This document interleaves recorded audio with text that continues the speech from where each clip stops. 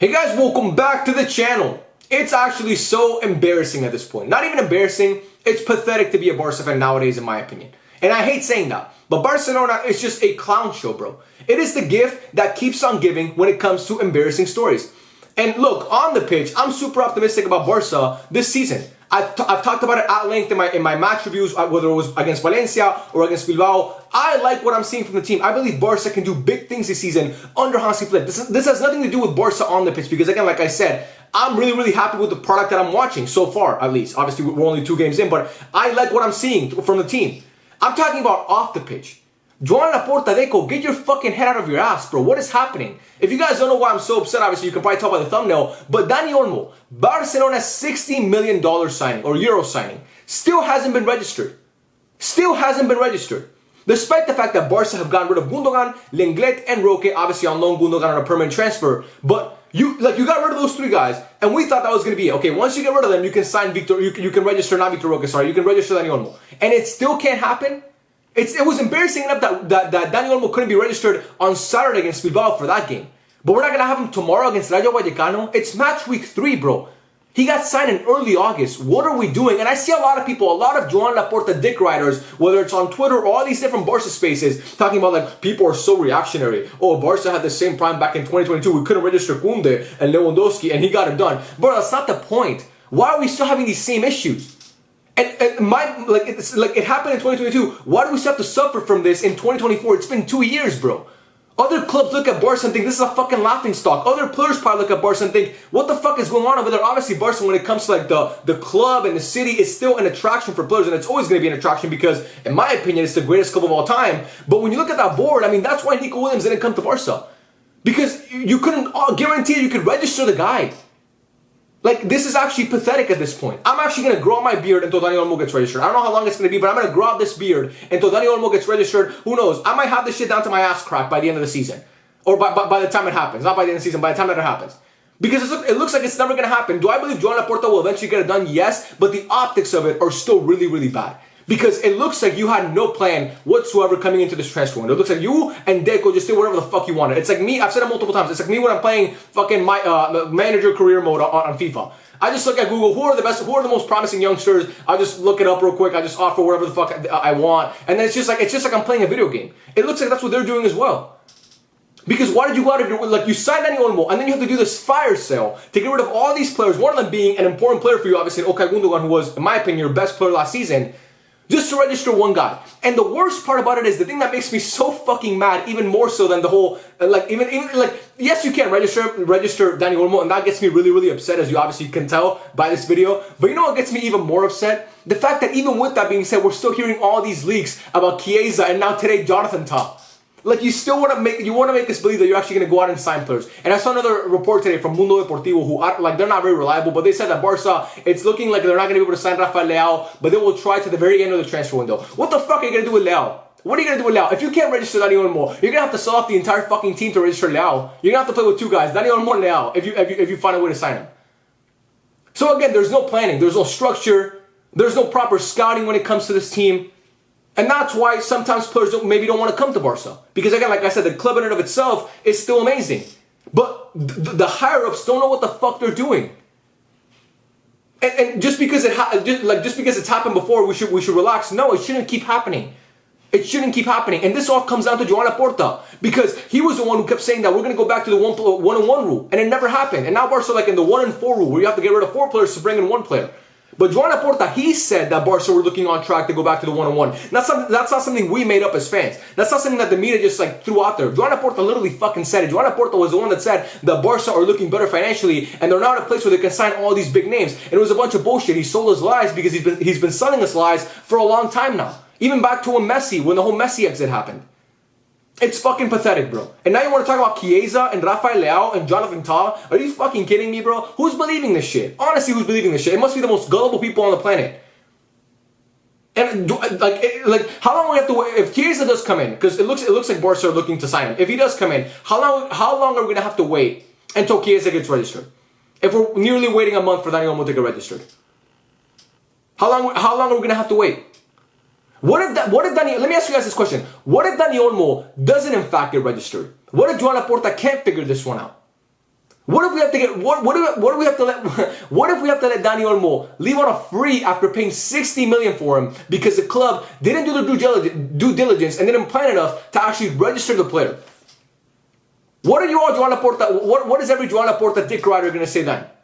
Believe in the Presi? Come on, bro. You sound like a clown. You sound like a clown. And just because it happened back in 2022 and he got away with it that time, it does not mean it should keep happening in 2024. Because while I understand that Barca's financial situation when it comes to FFP is not the best, it's still bad optics for the club, and it makes us look like it makes Barca look like a clown show. And that's something that I don't want to see with my team, because I want people to respect Barcelona as an institution. And the more of this that goes on, the less it's gonna happen. People are not gonna respect Barca when they see shit like this. Because why should they respect Barca? You can't even register your own fucking player, bro. You signed Dani Olmo, and you can't even register him. Like I said, it was bad enough that he wasn't registered against Bilbao, and now we can't even watch him against Vallecano. When is he gonna make his debut? When? When is Dani Olmo going to make his debut? Next season at the Camp Nou? Is that what we're waiting for him to make his debut at the Camp Nou? Come on, bro. Give me a fucking break. I'm happy Lenglet is gone. By the way, let's just take this time to talk about some other Barca news that have been surfacing. I'm happy Lenglet is gone. Dude sucks, and I wish him the best at Atletico Madrid, but the guys just, we needed to get him off the team. And again, I wish it would have been a permanent transfer, because he's going to be back on loan, back from loan next season. Like, he's just going to keep going out on loan to all these different clubs, because Barca don't know how to fucking sell a player. But again, I'm happy he's gonna be away from the club this season. Vitor Roque goes to Betis on a 2-year loan. Obviously, I'm super excited for Roque and see what he could do at Betis. A really, really good club. I prefer that over Sporting or any other team. Sorry, I'm sorry about that. Or any other team, because obviously it's in La Liga. It's a good club with good tradition and a good manager, in my opinion. And I think that he's going to do really, really well. I like the fact that it's 2 seasons. And hopefully he proves these fucking clowns at Barcelona wrong, and he starts to thrive in Betis, and then we can bring him back and actually have a decent striker. I know Lewandowski's been good over the past couple games, but still, Lewandowski's he's not going to be at Barca in 2 seasons from now.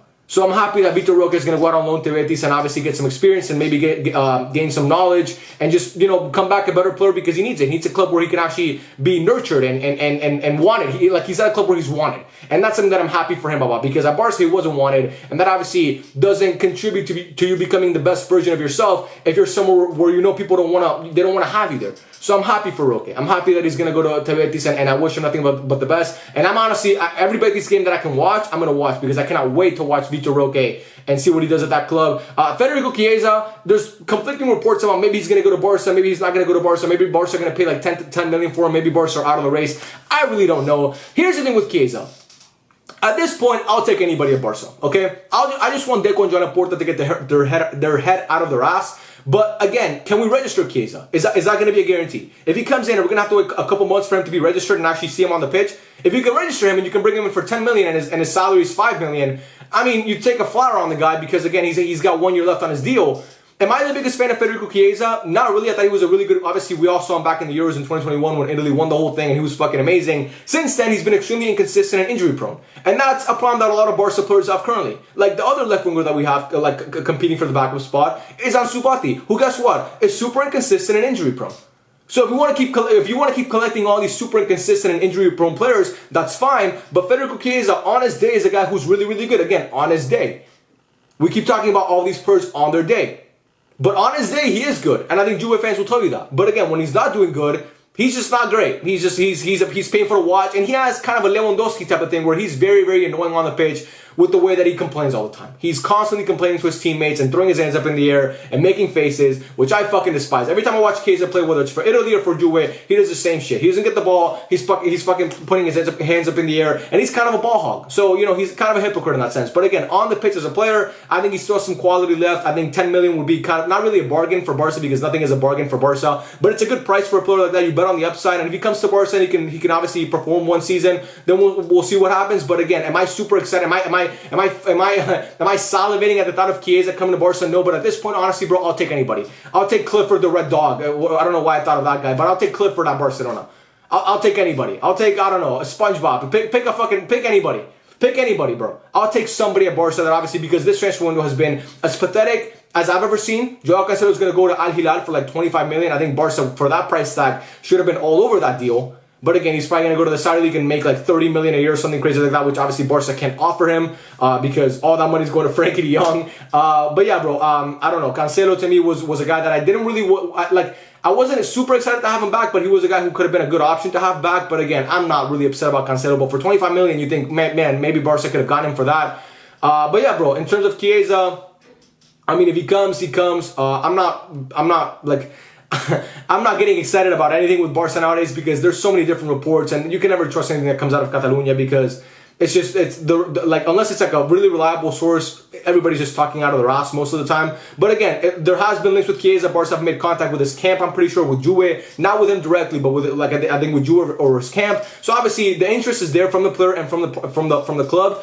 But like I said, he's inconsistent and injury prone. But he is a guy who can obviously, he's a direct winger who can obviously take on his man and can make stuff happen. He's very talented still. But again, when you have a guy like Ansu Fati and Chiesa, who are both kind of have the same issue, really, really talented, but injury prone and inconsistent, it's not really conducive to have like the best, I don't know, it's not conducive to winning in my opinion. But again, we'll see what happens. We'll see if Joan Laporta and Deco can make something happen. I doubt it, but we'll see. And yeah, man, you guys let me know what you think. What do you think of Dani Olmo not being able to be registered yet? Actually, I want to point this out. I'll put a comment on the screen right now. But one of my boys, he actually, he's a big Barca fan like myself, obviously, and he spends a lot of time on Barca subreddit. I think he might be a mod, actually. I don't even know. But he's always on Barca subreddit. And he sent me the screenshot of this guy who made the perfect analogy about the whole Dani Olmo situation. And he's talking about how, you guys can obviously read it on the screen right now, but basically, like, when your phone, like, getting Dani Olmo is like when you get a new app on your phone and there's not enough storage. I thought that was a pretty fucking good analogy. It's one of the best that I've ever seen. I wanted to give that guy credit for having such a intelligent, for putting it in such a smart way. I think one of you guys went viral on X a couple weeks back for a comment you left on my Dani Olmo video when we signed him, and it was about, like, you know, signing Dani Olmo was like, it's like getting a new iPhone when your house is falling down. I don't know, but again, I just thought it was a good comment and I wanted to share it with you guys. But yeah, you guys let me know what you think in the comment section down below. I love you guys, man. Thank you so much for watching, and I'll catch you guys on the next one. Peace out.